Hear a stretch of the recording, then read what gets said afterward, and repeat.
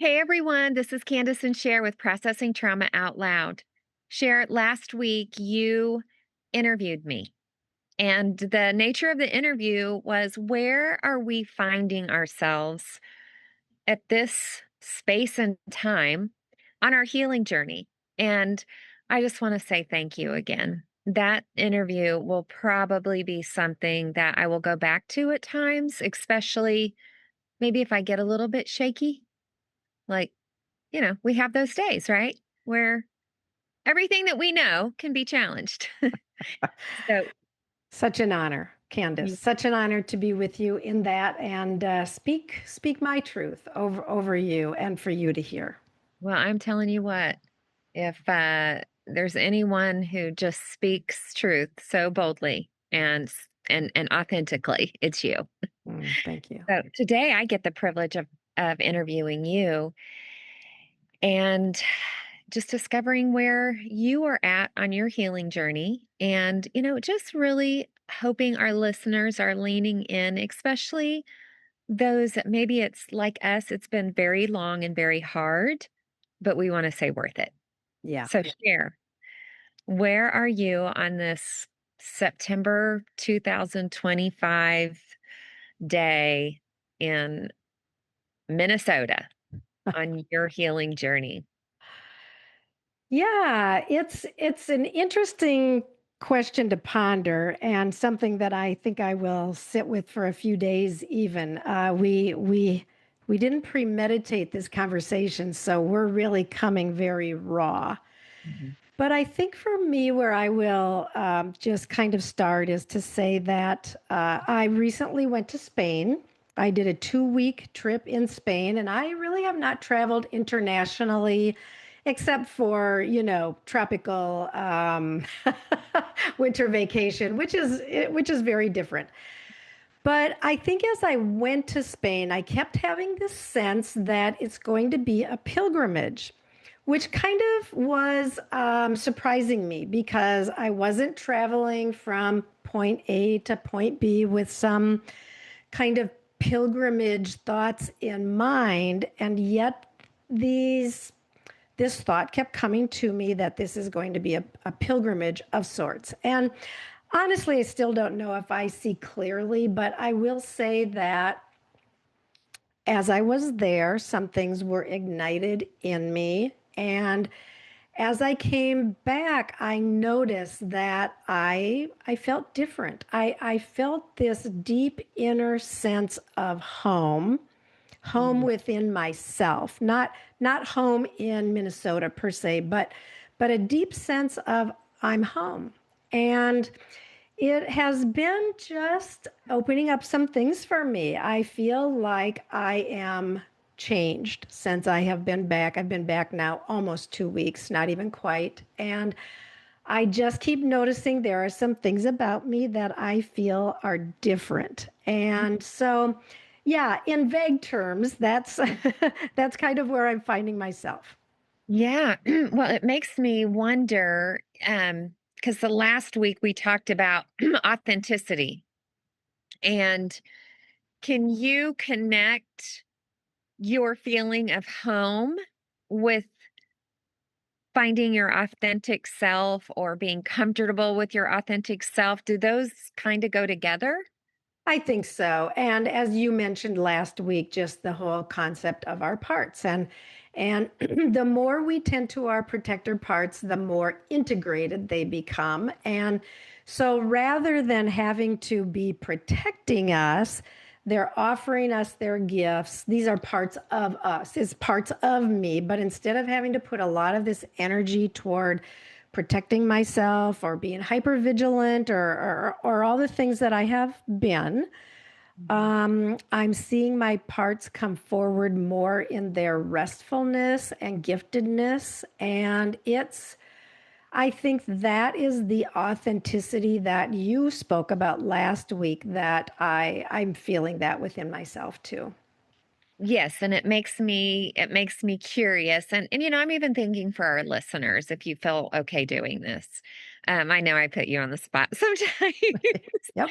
but Can you give us an example of a protector part that you feel you have befriended in such a way that what used to cause you to go into that dysregulation or survival mode, you're now finding, like, what do you say? Fully alive, fully free. What's the other one? Courageous. Courageous. Can Yeah.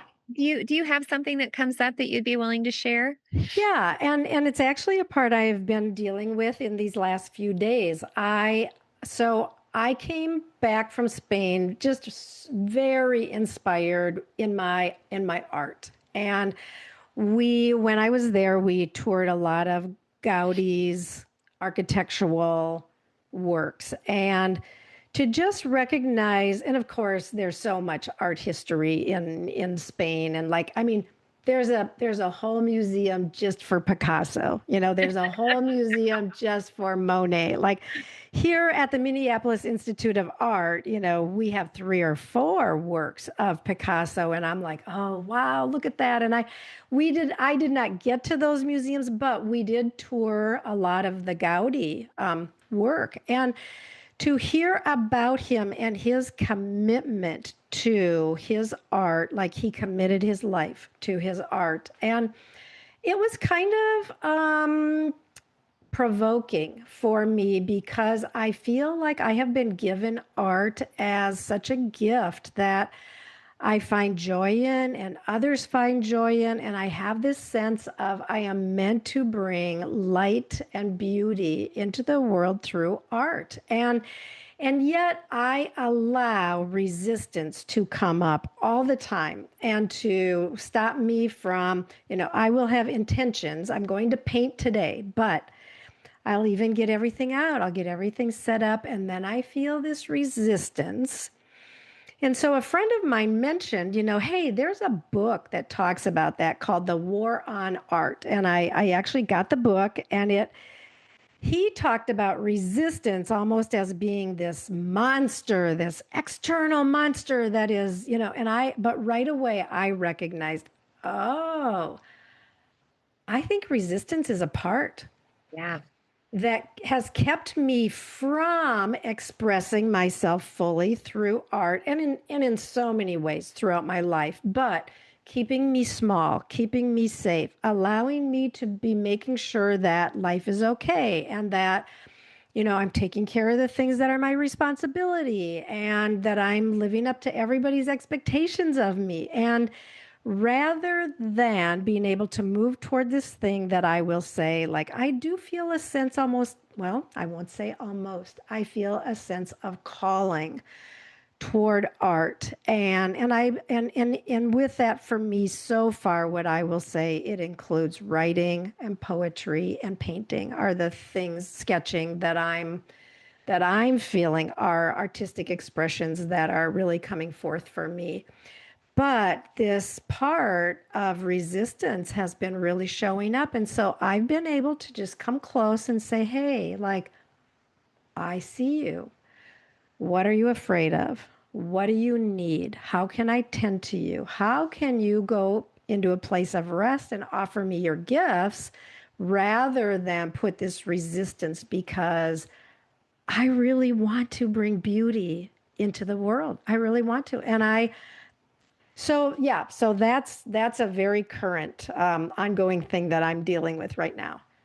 Well, I just saw something and I want to present it to you and see what you think.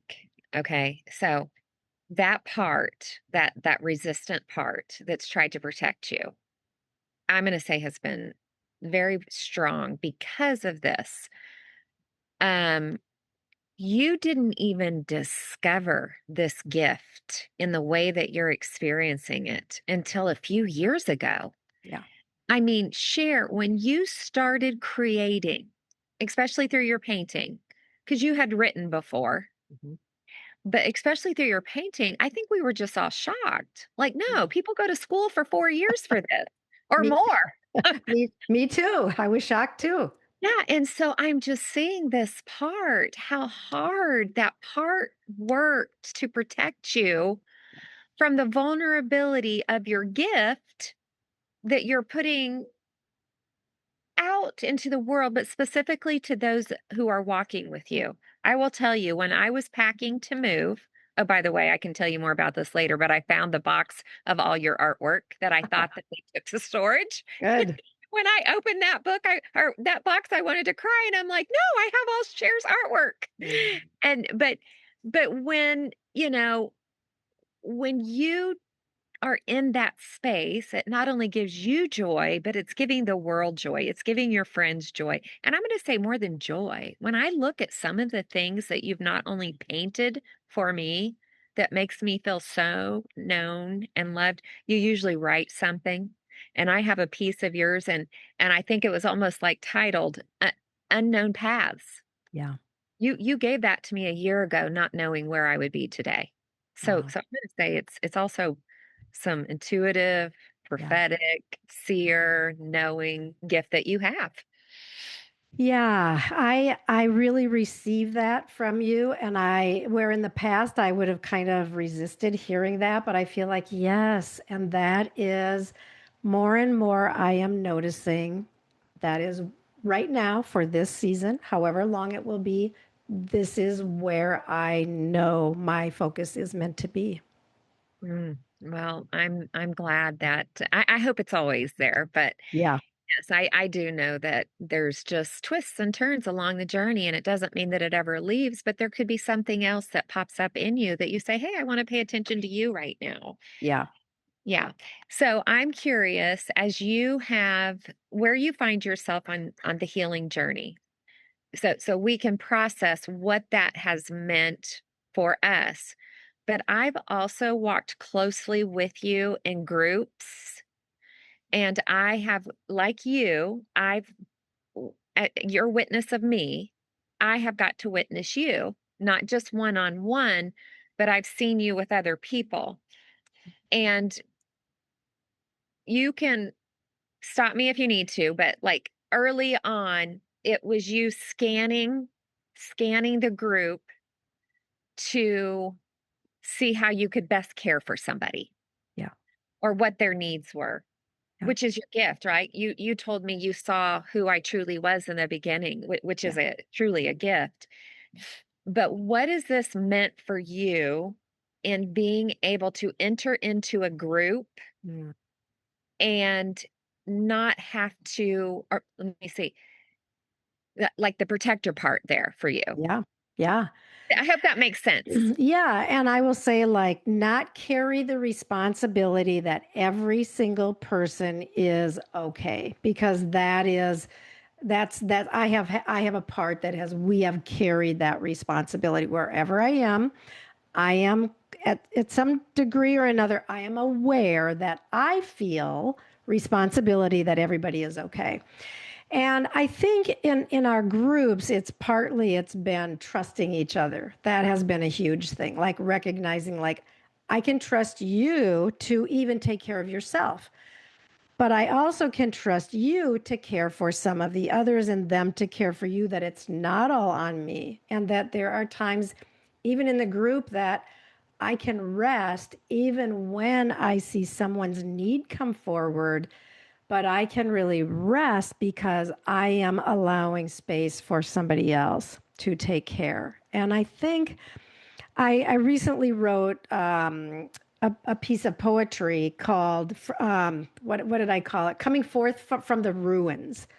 Okay. And how it's this picture that I have that we have been buried, our true self, our authentic self has kind of been buried, not kind of, has been buried beneath the rock and the stone and the rubble, like even if you think of an ancient archaeological dig, that they go in with their brushes and their hammers and chisels and they very meticulously take away what's not authentic so that the authentic can emerge. And I've been really pondering this concept of what does it mean that we are coming forth from the ruins, and we have our own work to do in that. We have the we it, there's this place of allowing others to come, like you talked last week about your coach, coming, and she had her hammer and chisel and she chiseled away some stuff. And But what does it mean that who we were created to be in all of our wholeness and our beauty and our femininity and our glory? Like we are still all that. We are still all that. And what is it, what does it mean as we emerge from the ruins that we can allow these aspects of ourselves to come forth and be radiant and not hold back and not be hidden beneath protector parts and not be buried by the pain of our stories. Yeah. So let me ask you, what has that meant for you?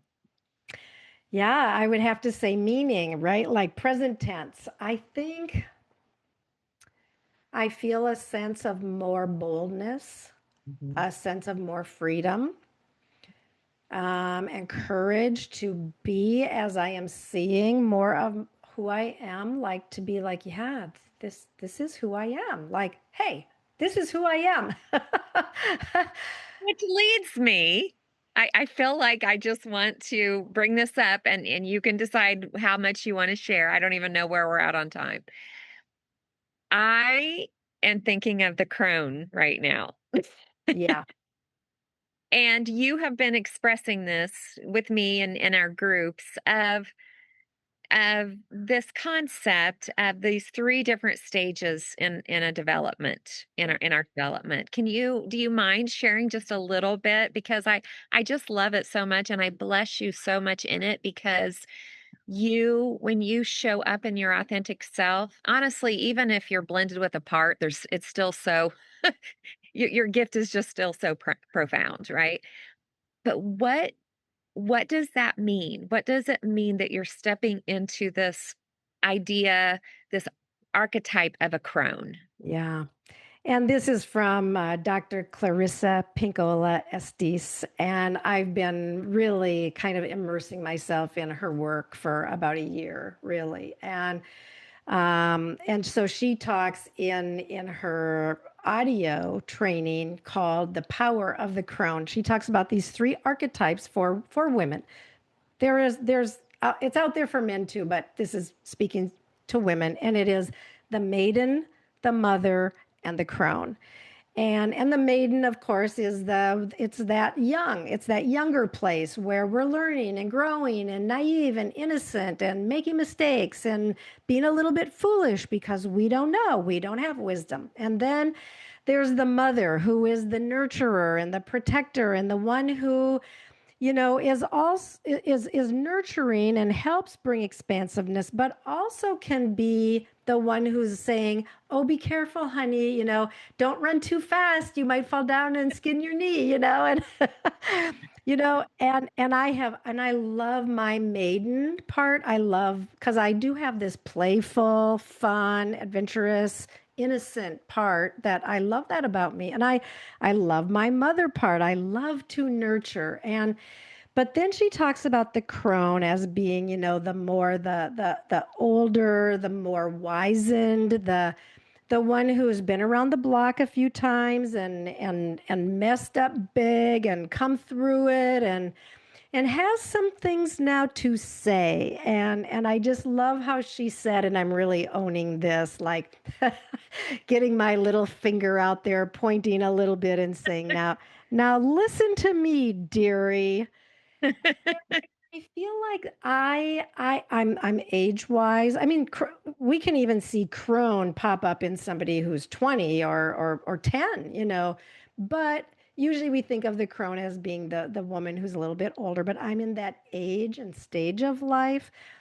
But I think also because of the journey, right, where I have been coming from, of looking at my stories and sifting through the hard stuff and the trauma and the wounds and the protector parts and all of these things, like I'm at this stage now where I have freedom and boldness and wisdom that I can come alongside and I can say with so much love and provocation, now listen to me, dearie. I have something to say to you, and it feels very important.